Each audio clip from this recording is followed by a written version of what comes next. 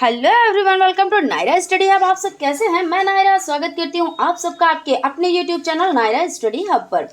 Friends देखिए, हम लोगों ने पिछले वीडियो में क्या देखा, सबसे पहले उस पर डिस्कस करेंगे। उसके बाद आज हम लोग कौन सा टॉपिक देखेंगे उस पर डिटेल में डिस्कस करेंगे। तो हम लोगों ने देखिए पिछली वीडियोस में थियोसॉफिकल सोसाइटी के बारे में जाना, उसके बाद अलीगढ़ आंदोलन के बारे में डिटेल में चर्चा की, अहमदिया आंदोलन को देखा, उसके बाद भारत का राष्ट्रीय आंदोलन जिसमें भारतीय राष्ट्रीय कांग्रेस का जन्म और कांग्रेस के प्रथम अधिवेशन के प्रमुख उद्देश्य, उसके बाद दूसरा अधिवेशन सन 1886, इसके बारे में डिटेल में जाना।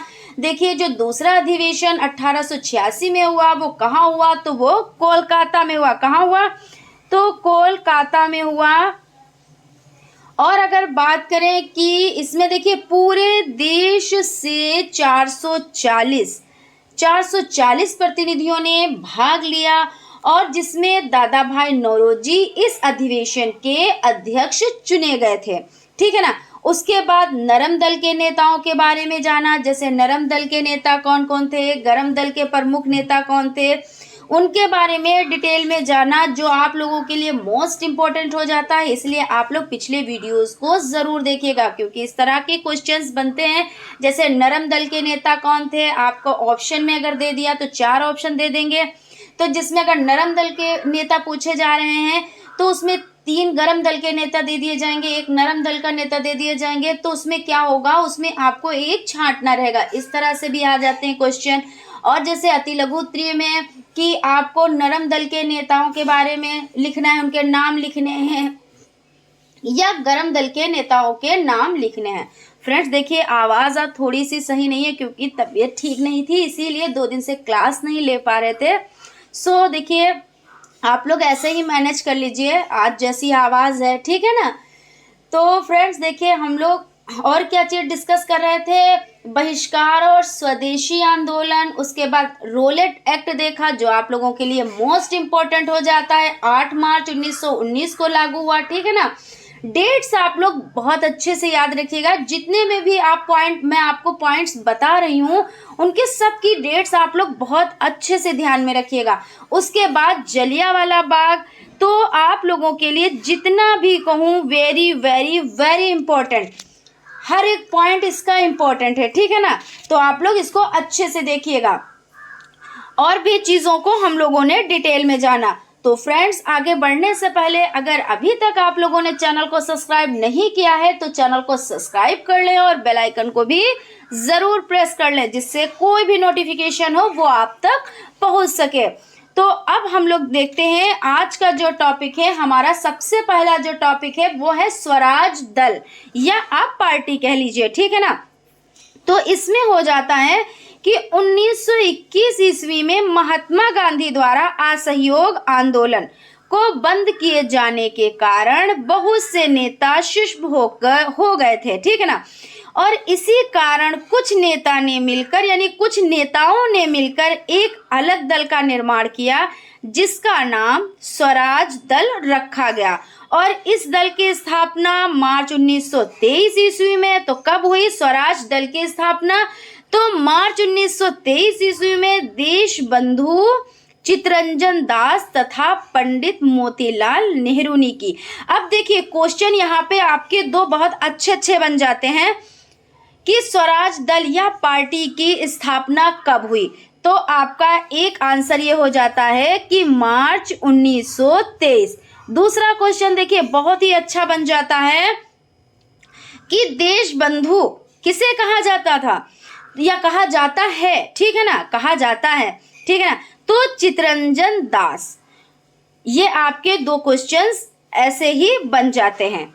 ठीक है। अब चलते हैं नेक्स्ट पॉइंट पे। इस दल का प्रथम अधिवेशन इलाहाबाद में हुआ, जिसमें इसका संविधान और कार्यक्रम निर्धारित हुआ। स्वराज पार्टी ने भारतीयों के लिए अधिक से अधिक स्वशासन तथा राजनीतिक स्वतंत्रता की प्राप्ति के लिए कार्य किया था।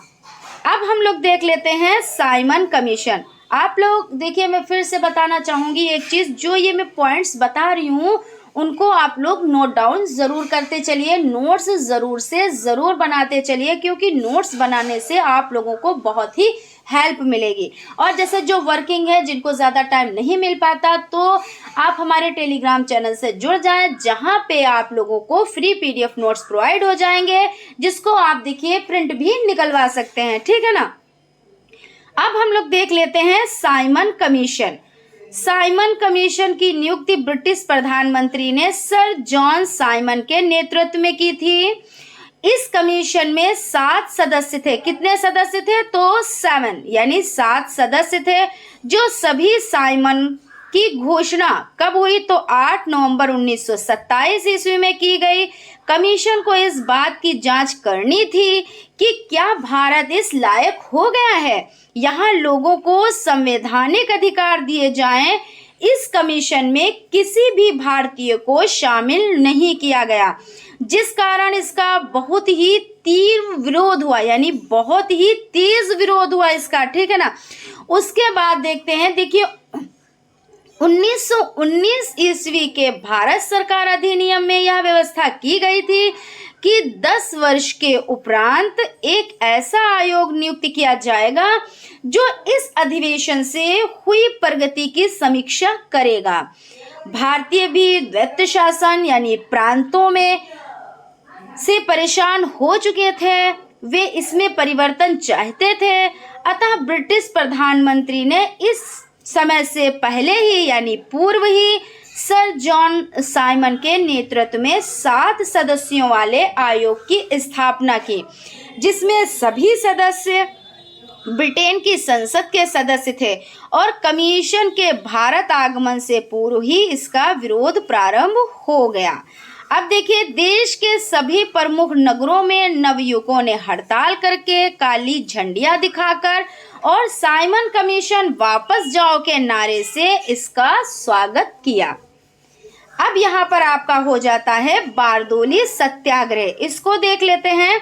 तो देखिए, जो आपका बारदोली सत्याग्रह जो था वो भारतीय स्वाधीनता संग्राम के दौरान कब हुआ? तो 1928 ईस्वी में। कब हुआ?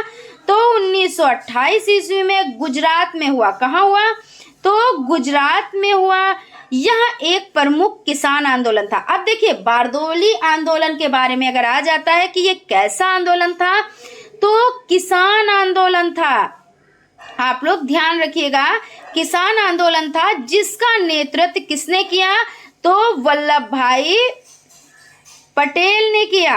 वल्लभ भाई पटेल ने किया। अब देख लेते हैं, उस समय प्रांतीय सरकार ने किसानों के लगान में 30% तक की वृद्धि कर दी थी। कितने प्रतिशत तक की वृद्धि कर दी थी? तो 30% तक की वृद्धि कर दी थी। पटेल ने इस लगान वृद्धि का जमकर विरोध किया। यानी देखिए, ये जो आंदोलन था वो किससे संबंधित था? तो किसानों से। और इसमें क्या था? तो लगान का प्रतिशत बहुत ज़्यादा कर दिया गया था, जिसमें पटेल जी ने क्या किया? इसका जमकर विरोध किया था। तो आप लोग ध्यान रखिएगा कि जो बारदोली आंदोलन है वो किससे संबंधित है? तो वो किसानों से संबंधित है।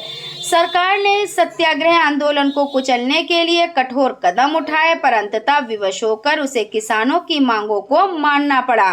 लास्ट में क्या हुआ कि किसानों की जो मांग थी उनको मानना पड़ा था। और सत्याग्रह आंदोलन के सफल होने के बाद वहां की महिलाओं ने वल्लभ भाई पटेल को सरदार की उपाधि प्रदान की। अब देखिए, क्वेश्चन आपका यहाँ पे बहुत ही अच्छा बन सकता है और ऐसे ही क्वेश्चन बनते भी हैं। जब आप डिटेल में चीज़ों को पढ़ेंगे तो जो आपके जो शॉर्ट क्वेश्चन होते हैं वो आपके ऐसे ही तैयार हो जाएंगे। अब यहाँ पे देखिए, क्वेश्चन है कि किस आंदोलन के बाद औरतों ने वल्लभ भाई पटेल को सरदार की उपाधि प्रदान की? तो आपको पता है कि बारदोली आंदोलन। या ऐसे भी हो सकता है कि वल्लभ भाई पटेल को उपाधि प्रदान की गई। तो कब प्रदान की गई? तो बारदोली सत्याग्रह के बाद। किसने प्रदान की? तो महिलाओं ने प्रदान की। और किससे ये रिलेटेड आंदोलन था? तो किसानों से रिलेटेड ये आंदोलन था। तो इस तरह से आप लोग अच्छे से याद रख सकते हैं। उसके बाद आपका हो जाता है सविनय अवज्ञा आंदोलन। आप लोग बहुत अच्छे से परिचित हैं और हम लोग इसको देखते हैं, डिटेल में जानते हैं कि देखिए सविनय अवज्ञा आंदोलन ब्रिटिश साम्राज्यवाद के विरुद्ध भारतीय राष्ट्रीय कांग्रेस द्वारा चलाए गए जन आंदोलन में से एक था। 1929 ईस्वी तक भारत को ब्रिटेन के इरादे पर शक होने लगा कि वह औपनिवेशिक स्वराज प्रदान करने की अपनी घोषणा पर अमल करेगा कि नहीं करेगा।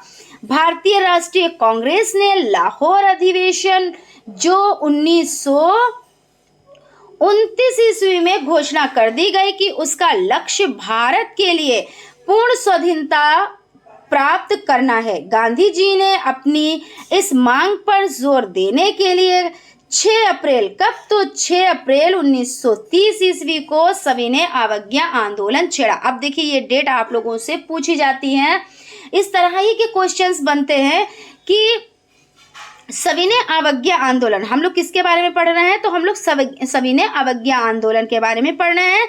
और गांधी जी ने अपनी इस मांग पर जोर देने के लिए 6 अप्रैल 1930 ईस्वी को सविनय अवज्ञा आंदोलन छेड़ा। तो कब छेड़ा, आपसे क्वेश्चन पूछा जाए कि कब छेड़ा सविनय अवज्ञा आंदोलन, कब छेड़ा, तो 6 अप्रैल 1930 ईस्वी में। आप लोग याद रखिएगा।